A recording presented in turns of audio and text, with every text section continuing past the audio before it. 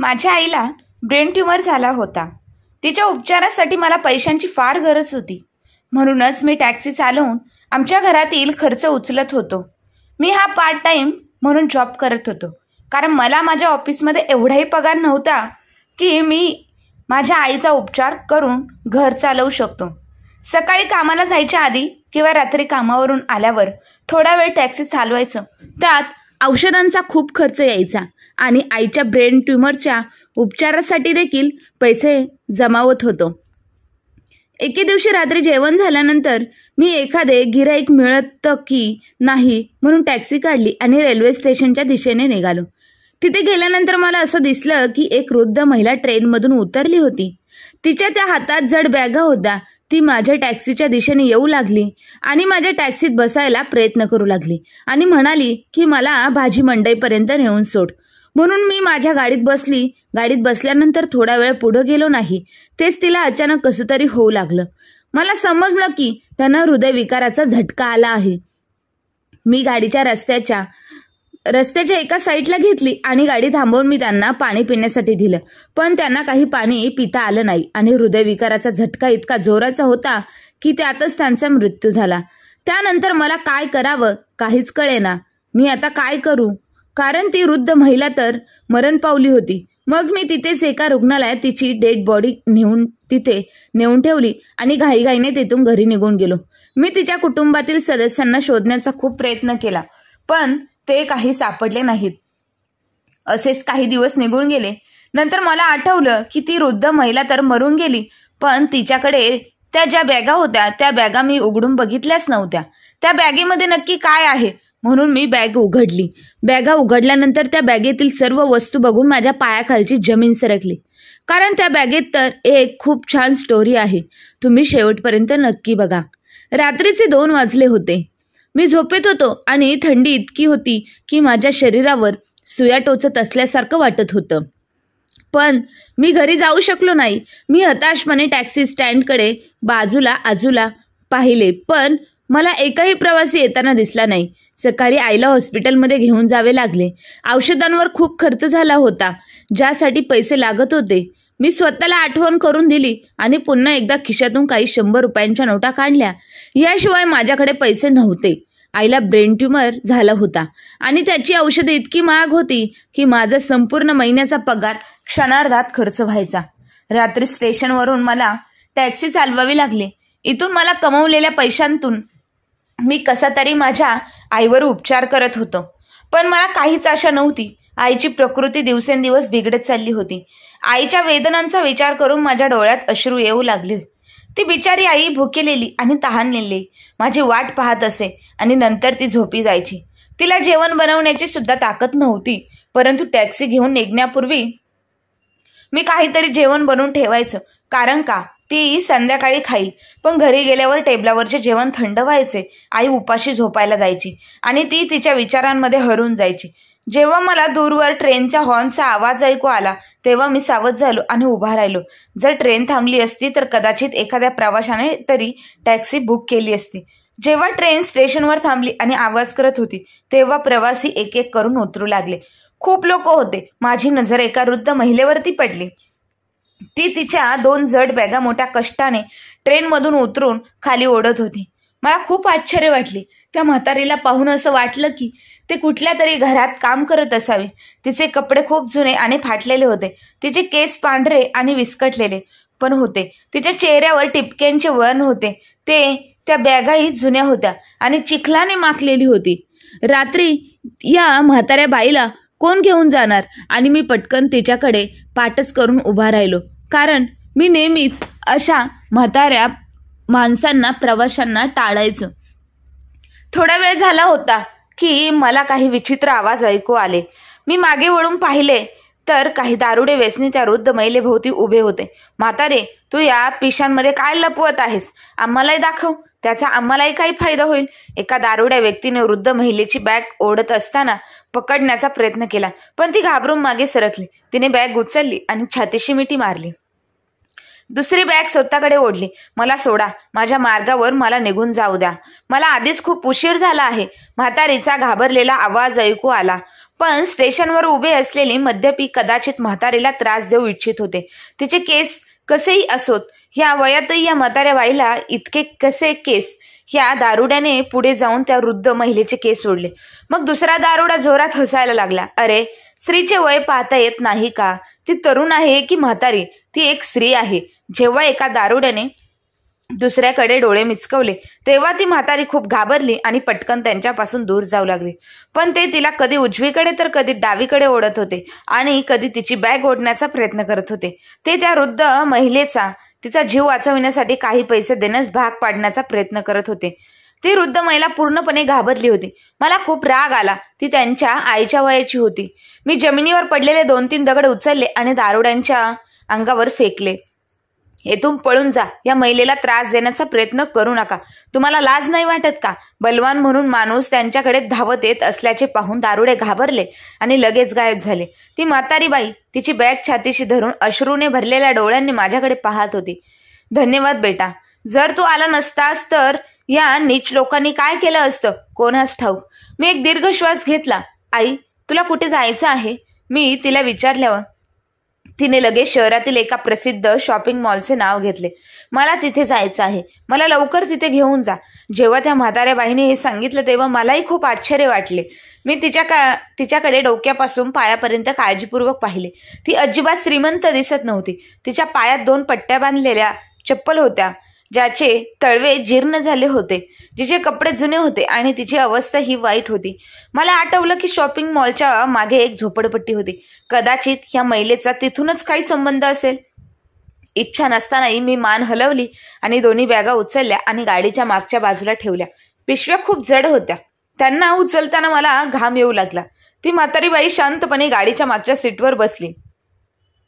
मी गाडी सुरू केली. काही अंतर गेल्यावर मला त्या म्हातारीच्या रडण्याचा आवाज ऐकू येऊ लागला. मी प्रवाशांच्या खाजगी बाबतींमध्ये फारसा पडतच नसायचा, कारण म्हणून मी शांतपणे गाडी चालवत राहिलो. मी त्या शॉपिंग मॉल समोर गाडी थांबवली. आई, तुला कुठे उतरायचं आहे? रात्रीचे वेळी तू खरेदीला जाऊ शकत नाही, मी तिला विचारले. पण मागूनच काही उत्तर आले. मला चिडचिड झाली आहे. झोपेमुळे माझे स्वतःचे डोळे अंधुक होत आहे. मी माझ्या बाजूचा दरवाजा उघडला आणि परत आलो. आई, मी तुला गाडीत झोपायला बसवले नाही, तू खाली उतर, शॉपिंग मॉल आला आहे, मी हे रागाने म्हटलं. आणि जेव्हा मी तिला हलवलं तेव्हा ती म्हातारी बाई एका बाजूला पडली. मला तर धक्काच बसला, कारण ती म्हातारी बाई श्वास घेत नव्हती. मी पुढे जाऊन तिच्या हृदयाचे ठोके तपासले आणि माझ्या पायाखालची जमीन सरकली. ती म्हातारी बाई तर मेली होती. मी घाबरून डावीकडे उजवीकडे पाहिलं. रात्रीच्या शांततेत आजूबाजूला कोणीच दिसत नव्हते. शॉपिंग मॉलचे दिवे चमकत होते, पण यावेळी ते देखील रिकामे होते. आता ही समस्या काय आहे मला माहित नाही. ही म्हातारी कोण आहे? मी तिला ओळखत पण नव्हतो. मी घाबरून तिला तपासले. तिच्याकडे ना पैसे होते ना ओळखपत्र. मला कुठूनही कळाले नाही की ही वृद्ध महिला कोण आहे. मी तिचा मृतदेह कोणाला सोपवावा? तिच्या 2 मोठ्या जड बॅगांना कुलूप होते. मी इच्छा असूनही कुलूप उघडू शकत नव्हतो. कंटाळून मी गाडी सरकवली, रुग्णालयाकडे वळवली.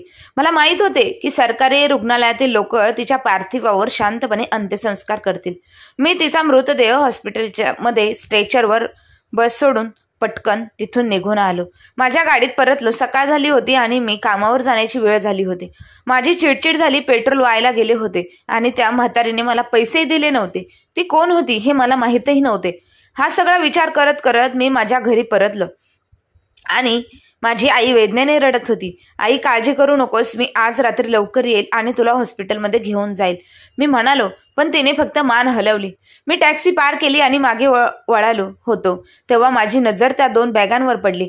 पण त्या क्षणी माझ्याकडे वेळ नव्हता. मी दोन्ही बॅगा उचलल्या, माझ्या खोलीत नेऊन ठेवल्या आणि तिथे ठेवलेल्या अचानक मला माझ्या खोलीत एक विचित्र वास जाणवला. पण माझ्याकडे जास्त वेळ नसल्यामुळे मी पटकन तयार झालो आणि कामावर निघून गेलो. कामावर एक नवीन समस्या माझीच वाट पाहत होती. माझा जुना बॉस घरी आजारी पडला होता आणि त्याचा तरुण मुलगा त्याच्या सेटवर येऊन बसला होता. त्यामुळे डोळे मिचकावून माझ्याकडे पाहिले. ही ऑफिसला येण्याची वेळ आहे का? मला माहित नाही की वडिलांनी कोणत्या प्रकारचे लोक ठेवले आहेत. जर मला तुझे काम आवडत नसेल तर मी तुला लवकरच कामावरून काढून टाकेन, त्याने डोळे मिचकावून धमकीच दिली. त्याने माझा कामाचा ताणही वाढवला. सकाळपासून संध्याकाळपर्यंत काम करत असताना झोपेमुळे माझे डोळे सुजले होते. पहाटे 4 वाजता माझ्या मोबाईलवर माझ्या आईचा फोन येऊ लागला. मी घाबरलो आणि फोन कानाला लावला. अमित लवकर घरी ये, माझी तब्येत खूप खराब आहे. जेव्हा माझी आई म्हणाली की मला हॉस्पिटलमध्ये घेऊन जा, तेव्हा मी खूप घाबरलो होतो. घरी जाण्यासाठी अजून थोडा वेळ शिल्लकच होता. मी बसकडून रजा मागितली, पण त्याने घाणेरड्या नजरेने पाहिलं. रजेचे पैसे मिळत नाही, त्याला कामाचे पैसे मिळतात. तुमच्यासारख्या लोकांना सवय झाली आहे. तुम्ही जितके तास रजा घेता तितके मी पैसे कापून घेईन. जेव्हा त्याने हे सांगितले तेव्हा मी माझे अश्रू गिळून बसलो. माझ्या आईला खूप वेदना होत होत्या. मी तिला तातडीने हॉस्पिटलमध्ये नेले. तिची प्रकृती बिकट झाली होती. आता तिचे ऑपरेशन आवश्यक आहे. जर ऑपरेशन केले नाही तर तिला आपला जीवही गमवावा लागू शकतो. आता औषधांचाही काही परिणाम होत नव्हता. डॉक्टरांनी मला स्पष्टपणे सांगितले. मला धक्का बसला. जेव्हा डॉक्टरांनी मला ऑपरेशनच्या खर्चाबद्दल सांगितले तेव्हा मी खूप अस्वस्थ झालो. माझ्या अंगावर काटाच उभा राहिला. मी पुढील काही वर्षातही लाखो रुपये वाचवू शकलो नसतो आणि डॉक्टरांनी मला फक्त 10 दिवसांचा वेळ दिला होता. मी आईसोबत घरी परतलो. आज मला स्टेशनवर जावंसं वाटलं नाही आणि थकल्यासारखे वाटून मी माझ्या खोलीत पडलो आणि विचार करू लागलो. अचानक मला जाणवले की काल जो वास येत होता तोच वास आज पुन्हा येत आहे आणि आज तो वास खूपच तीव्र होतो. मी उठलो आणि डावीकडे उजवीकडे पाहिलं. खोलीत असे काही नव्हते जिथून वास येत होता. मी एका बाजूला वळालो आणि झोपलो, पण वास विचित्र होता. एखाद्या प्राण्याचे मृत शरीर कुजल्यासारखे वाटत होते. आईच्या उपचारासाठी पैसे कुठून गोळा करायचे याचा विचार करत मी काही वेळ फिरत राहिलो, पण मला कोणताही मार्ग सापडला नाही. मी उठलो आणि टॅक्सी स्टँडकडे गेलो. मला काही पैसे मिळतील असा विचार करून मी पुन्हा एकदा टॅक्सी काढली आणि स्टेशनकडे जाऊ लागलो. रात्र गडद होतं. वाढत चालली होती आणि थंडी वाढत होती. टॅक्सी स्टँडवर गर्दी होती. ट्रेन आली होती आणि स्टेशनवर थांबली होती. बरेच प्रवासी उतरत होते, पण त्यापैकी कोणतीही माझ्या टॅक्सीत बसले नव्हते. हळूहळू रात्र सरू लागली होती. स्टेशनवर शांतता पसरलेली. रात्रीचे 2 वाजले होते. तेव्हा माझी नजर 2 पोलिसांवर पडली. ते इकडे तिकडे पाहत पुढे जात होते. त्यांनी स्टेशन मास्तरांशी काही वेळ चर्चा केली होती. जणू काही ते काहीतरी तपासच करत आहे असे वाटत होते. ते बराच वेळ इकडे तिकडे फिरत राहिले. ते त्या दारुड्या व्यसनी लोकही पकडून चौकशी करत होते. एकदा तर मला असं वाटलं की जणू काही त्या दारुड्या व्यसनींनी माझ्याकडे बोट दाखवून काहीतरी सांगितलं आहे. जेव्हा पोलिसांनी माझ्याकडे पाहिलंय तेव्हा मी खूप घाबरलो. मला नेहमीच पोलिसांची भीती वाटत असे. मला आठवते की काल रात्री माझ्या गाडीत एक म्हातारी बाई वारली होती. मी मनातल्या मनात देवाला प्रार्थना करू लागलो की मला काही अडचण येऊ नको आणि पटकन गाडीत बसून मी गाडी सुरू केली. पण पोलीस माझ्याकडे आलेच नाहीत. हे बरं झालं. त्यांना एक फोन आला होता. पण ऐकताच ते त्यांच्या गाडीकडे निघून गेले आणि म्हणून मी माझ्या गाडीतून उतरलो आणि स्टेशन मास्तरकडे चालत गेलो. हे पोलीस काय म्हणत होते? मध्यरात्री हे पोलीस स्टेशनवर काय करायला आले होते? मी स्टेशन मास्तराला सरकटत विचारलं आणि त्यांनी भुसभुशीतपणे सांगितलं की काल रात्री स्टेशनवरून एक म्हातारी बाई गायब झाली आहे. हे पोलीस तिला शोधत आहे. ती कोण होती हे मला माहीत नाही, पण त्यांच्या बोलण्यावरून असे वाटत होते की ते त्या वृद्ध महिलेला गायब करणाऱ्या व्यक्तीला शोधत आहे. स्टेशन मास्तराने हे सांगताच माझ्या पायाखालची जमीन सरकली. आयुष्यात आधीच खूप समस्या होत्या आणि आता येत्या वृद्ध महिलेच्या मृतदेहाचा प्रश्न माझ्यासाठी डोकेदुखी बनला होता. तिचा मृतदेह कुठे गेला हे मला कळाले नाही. रुग्णालयातील लोकांनी स्वतः तिच्यावर अंत्यसंस्कार केले असावेत. मी माझ्या गाडीत बसवले हे मी कोणालाही कळू दिले नाही. माझ्याकडे पोलिसांना लाच देण्यासाठी पैसेही नव्हते. मी घाबरलो आणि टॅक्सीत बसलो आणि घरी परत आलो. कालपेक्षा आज माझ्या खोलीत खूप जास्त वास येत होता, पण मला खोलीत असे काही दिसले नाही. कदाचित कोपऱ्यात कुठेतरी उंदीर मेला असेल. मी स्वतःला सांत्वन दिले आणि झोपलो. झोपण्याचा प्रयत्न केला. कामावर पोहोचताच परत मी बॉसचे पैसे उधार घेण्याबद्दल बोललो. माझ्याकडे दुसरा कोणताही मार्गच नव्हता. इतक्या पैशांबद्दल ऐकून तो माझ्याकडे अशा प्रकारे पाहू लागला जणू मी दुसऱ्या ग्राहकाकडून आलो आहे. तुमच्यासारखे लोक काम करू शकत नाही आणि तुम्हाला पैसे आधीच हवे आहेत. तुझा चेहरा पाहताच मला समजले की तू एक निरुपयोगी आळशी माणूस आहे जो ॲडव्हान्स पैसे घेतल्यानंतर गायब होईल. तुला एकही पैसा मिळणार नाही. खरं तर तुमचं काम पाहूनच मी तुम्हाला या महिन्याचा पगार देईल. जेव्हा मालकाने मला कठोरपणे उत्तर दिले तेव्हा माझे डोळे अश्रूंनी भरले. आईची बिघडणारी प्रकृती आणि रिकामी खिसे यामुळे मला जाणीव होत होती की ह्या जगात माझे अस्तित्व एका ओझ्यापेक्षा कमीही नाही. मी परत गेलो आणि माझे काम सुरू केले. मी संध्याकाळी कामावरून निघालो. तोपर्यंत मी माझ्या सहकार्याकडे पैसे मागितले होते, पण कोणाकडेही इतके पैसे नव्हते. सरकारी रुग्णालयात उपचारासाठी लांबच्या लांब रांगा होत्या. तिला तिथे घेऊन जाणे पण शक्य नव्हते. माझ्या आईच्या उपचारापूर्वीच मृत्यू झाला असता तर त्या रात्री मी बराच वेळ टॅक्सीमध्ये फिरत राहिलो. स्टेशनकडे जावेसे वाटत नव्हते. उद्या मला दिसणाऱ्या पोलिसांची भीती अजूनही माझ्या मनात होती, पण काहीतरी करायला हवे. मला असे अस्वस्थ बसून चालणार नाही. मला दरमहा टॅक्सीचे भाडे द्यावे लागत असे. अनिच्छेने मी माझी टॅक्सी स्टेशनकडे वळवली. अचानक रस्ता ओलांडता असताना उजव्या बाजूने कोणीतरी माझ्या गाडीला धडक दिली. मी घाबरलो आणि ब्रेक दाबले. आता माझ्यावर काही नवीन संकट आले आहे का, मी घाबरून विचार केला आणि गाडीचा दरवाजा उघडला आणि खाली उतरलो. गाडीने एक धडक दिल्यानंतर जी मुलगी पकडली ती एक सुंदर मुलगी होती. तिने महागडे कपडे आणि महागडी बॅग घेऊन चालली होती. मला अंदाज आला की ती एका चांगल्या आणि श्रीमंत कुटुंबातील. ती सुदैवाने तिला गंभीर दुखापत झाली नाही. ती स्वतःवर नियंत्रण ठेवून उठत होती. माफ करा मॅडम, मी तुम्हाला पाहिलेच नाही आणि माझ्या गाडीने तुम्हाला चुकून धडक दिली. ती लाजून बोलली नाही आणि त्याने हळूच मान हलवली. ठीक आहे, मलाही टेन्शन होते म्हणून मी तुमच्या गाडीसमोर आली, ती असं म्हणाली आणि इतकी सुंदर होती की मला तिला विचारायचे होते की तिला काय टेन्शन आहे. कदाचित मी तिची समस्या सोडवू शकेन. पण ती पटकन रस्ता ओलांडून दुसऱ्या बाजूला गेली. मीही गाडी परत बसलो आणि स्टेशनकडे निघालो. आज पोलीस आले नाहीत, पण मला माहीत नाही का मला वारंवार असे वाटत होते की इथे उभा असलेला प्रत्येक माणूस माझ्याकडे पाहत आहे. मला काही प्रवासी मिळाले, पण त्यांनी मला चांगले पैसे दिले नाही. स्टेशन मास्तर दूरवरून उभा होता आणि बराच वेळ माझ्याकडेच पाहत होता. मग शेवटी तो माझ्याकडे आला. काय झालं अमित, असं काय वाटतंय? तू काहीतरी लपवत आहेस? तुम्ही आजकाल खूप गोंधळलेले आहात, त्याने विचारताच माझ्या पायाखालची जमीन सरकली. मला आशा आहे की त्यांना कळले नसेल की त्या वृद्ध महिलेला गाडीत मी बसवली होती. पोलिसांना कोणताही संशय नव्हता. कदाचित ते मला वृद्ध महिलेच्या हाताची आरोपाखाली अटक तर करणार नाही ना आणि तुरुंगात टाकतील. मग माझं काय होईल? काही नाही, मला फक्त माझ्या आईच्या उपचाराची काळजी वाटते. मी घाबरलो आणि विषय टाळला आणि पटकन गाडीत बसलो आणि घरी परतलो. घरची परिस्थिती वाईट होती. आई आत पडून होती आणि रात्रीच्या ह्या वेळी तिला खूप खोकला येत होता. तिची प्रकृती खूपच वाईट झाली होती आणि घर इतके वासाने भरले होते की आत पावले ठेवणे कठीण होत होते. या सगळ्यामागील कारण काय होते? मी खाटेवरून पडून विचार करत होतो. खोलीत मला गुदमारल्यासारखे वाटत होते आणि मग माझी नजर कोपऱ्यात ठेवलेल्या त्या वृद्ध महिलेच्या 2 बॅगांवर पडली. मी उठलो आणि त्या बॅगांकडे गेलो आणि बॅगांकडे जाताच मला एक जोरदार धक्का बसला. ह्या बॅगेमधून दुर्गंधीचे जे जोडून येत होते त्या वृद्ध महिलेचा चेहरा माझ्या डोळ्यांसमोर तरळला. ती संशयास्पद आणि गोड दिसत होती. मला आश्चर्य वाटले की तिने बॅगेमध्ये मृतदेह लपवला असेल का. जेव्हा मी याबद्दल विचार केला तेव्हा मला संपूर्ण शरीरात एक प्रकारे मुंग्या यांनी जाणवले. मी घाबरलो आणि माझ्या खोलीचा दरवाजा बंद केला. मी एकामागून एक अडचणीत सापडत होतो, पण आता ही बॅग उघडणे आवश्यक होते.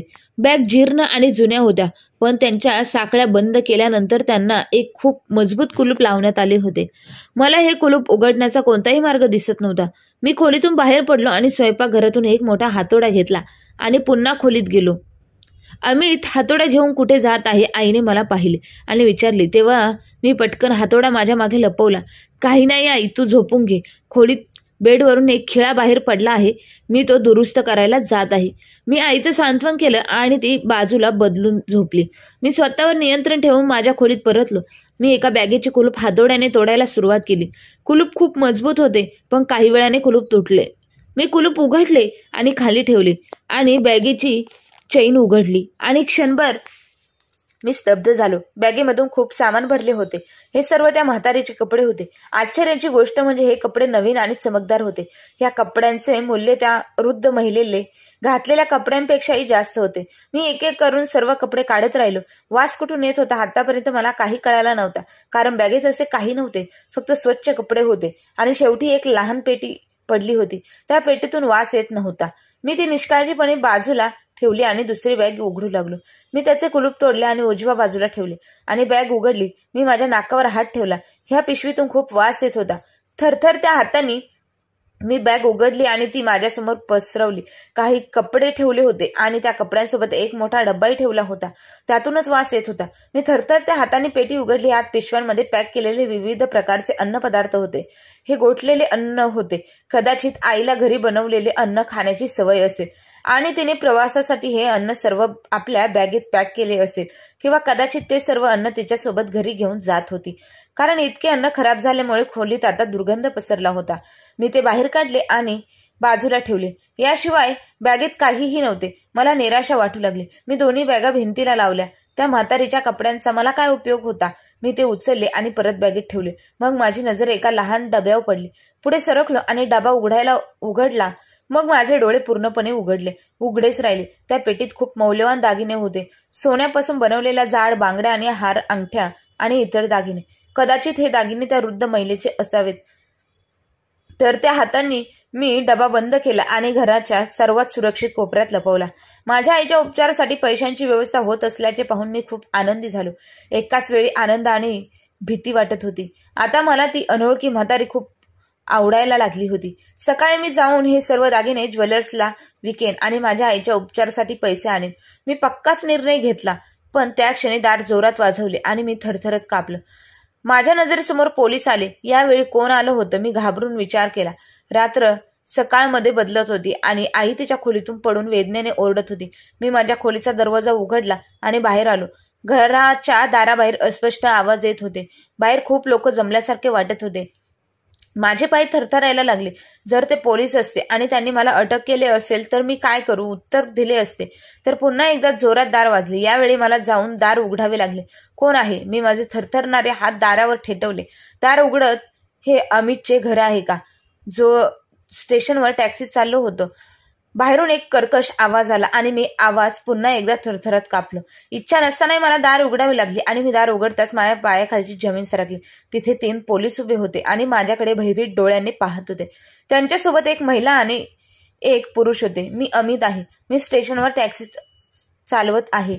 मी कमकुवत आवाजात म्हणालो आणि पोलीस माझ्या घरात धावत आले. काही दिवसांपूर्वी तुम्ही टॅक्सीत स्टेशनवरून एका वृद्ध महिलेला उचलले होते. आता त्या वृद्ध महिलेचा ठाव ठिकाणा माहीत नाही. ती हृदयरोगी होती. पण तू तिला कुठे सोडून आलात? जेव्हा पोलिसांनी मला रागाने विचारले तेव्हा मी थरथर कापू लागलो आणि भीतीने मी त्यांना संपूर्ण कहाणी सांगितली की ती वृद्ध महिला माझ्या टॅक्सीत बसताच कशी काय गेली आणि मी तिला रुग्णालयात सोडले. पोलिसांसोबत असलेल्या माणसाला पाहून मी थक्क झालो. अचानक त्याने खिशातून मोबाईल काढला आणि थोडे दूर गेला. मला माहित होते की आता माझ्यासोबत काहीही चांगले होणार नाही. मला माझे नशीब स्पष्ट दिसत होते. पण मला खूप आश्चर्य वाटले. जेव्हा तो माणूस मागे वळाला तेव्हा त्याच्या चेहऱ्यावर आनंदाचे भाव स्पष्ट होते. अमित भाई, खूप खूप धन्यवाद. तुम्ही माझ्या आईचा मृतदेह इकडे तिकडे कुठेही फेकला नाही. रुग्णालयातील लोकांनी तिला शिवघरात सुरक्षितपणे ठेवले आहे. आम्ही आजच तिथे अंतिम संस्कार करून आम्ही सर्वजण तिची वाट पाहत होतो. आम्ही सगळे खूप काळजीत होतो. पण आता तिचा मृतदेह सापडल्याने आमच्या मनाला शांती मिळाली आहे. तो माणूस म्हणाला. मला विश्वास बसत नव्हता की इतक्या लवकर, इतक्या अचानक माझा जीव वाचला. अचानक तो माणूस मला म्हणाला की माझ्या आईच्या काही गोष्टी होत्या. त्या गोष्टी आता कुठे आहेत? त्याला पाहून मी थक्क झालो. आता माझ्या विवेकाचा प्रश्न बनला होता. त्या वृद्ध महिलेच्या दोन्ही बॅगा आत पडल्या होत्या. पण मला त्या दागिन्यांचा डब्बा त्या माणसाला द्यायचा नव्हता. एकीकडे माझ्या आईचे उपचार होते आणि दुसरीकडे समोर हे लोक उभे होते. जर मी तो डब्बा दिला नसता तर कदाचित पोलिसांनी मला पकडले असते. कारण त्यांना माहित होते की त्या डब्यात त्यांच्या आईचे दागिने आहेत. असह्यपणे मी परत आत गेलो आणि तो डब्बा आणि त्या बॅगा बाहेर काढल्या आणि त्या लोकांना दिल्या. बॅगेमध्ये ठेवलेले कपडे पाहून ती महिला भावनिक झाली. मी तिचा चेहरा पाहिला आणि मला धक्का बसला. ही तीच मुलगी होती जिने माझ्या टॅक्सीला धडक दिली होती. धन्यवाद, तुम्ही आमच्या आईचे सामान आम्हाला परत केले आहे, ती महिला मुलगी म्हणाली. आणि मी पटकन बॅगेत कपडे ठेवले आणि उभी राहिली. सर्वांनी माझे आभार मानले आणि घराबाहेर पडले. मी पुन्हा एकदा रिकाम्या हाताने गेलो. मला मनापासून रडावं वाटलं. आता माझी आई मृत्यूला तोंड देत होती आणि आता मी तिच्यावर उपचार करू शकत नव्हतो. मी शांतपणे खोलीत गेलो आणि झोपलो. कामावर जायची वेळ झाली होती पण आज घराबाहेर पडायला मन नव्हतं. अचानक पुन्हा एकदा दार वाजले. मी आश्चर्यचकित होऊन बाहेर आलो आणि तीच मुलगी माझ्यासमोर उभी असलेली आढळली. ती हसत होती. ती म्हातारी माझी आई होती. तुमच्या प्रामाणिकपणाने मी खूप प्रभावित झाले आहे. मी इथून बाहेर येताच तुमची चौकशी केली आणि कळाले की तुम्हाला तुमच्या आईच्या कर्करोगाच्या उपचारांची काळजी वाटते. तुम्हाला पैशांची गरज होती. तरी सुद्धा तुम्ही आईच्या बॅगेतले दागिने चोरले नाहीत. म्हणून मी ठरवले आहे की तुझ्या आईचे उपचार सर्व मी स्वतः करेन. त्यासाठी कितीही पैसे लागले तरी तुम्हाला त्याची काळजी करण्याची गरज नाही. जेव्हा त्या मुलीने हे सांगितले तेव्हा मी तिच्याकडे उघड्या डोळ्यांनी नजर पाहू लागलो. माझ्या सर्व समस्या सुटल्या. त्या मुलीने त्यांचे वचन पूर्ण केले. माझ्या आईला खूप चांगले उपचार मिळू लागले. तिने मला तिच्या कंपनीत चांगली नोकरीही दिली. पण मला विश्वास बसत नव्हता की आयुष्य इतके चांगले होईल. एका साध्या पद्धतीने दयाळूपणे माझ्या सर्व समस्या सोडवल्या जातील. चांगल्या कामाचे आणि प्रामाणिकपणाचे फळ आपल्याला नक्कीच मिळते. आपण आपल्या कर्माशी प्रामाणिक राहिलं पाहिजे. मित्रांनो, देव आपल्याला नक्कीच मदत करतो, मग ती कोणत्याही परिस्थितीत का असेना. मग समाजात अशी सगळी माणसे नसतात. खरं आहे ना मित्रांनो? तुम्हाला काय वाटतं ते कमेंट बॉक्समध्ये नक्की कळवा. आणि आजची आपली कथा आवडली असेल तर आपल्या चॅनलला लाईक, शेअर, सबस्क्राईब नक्की करा. धन्यवाद.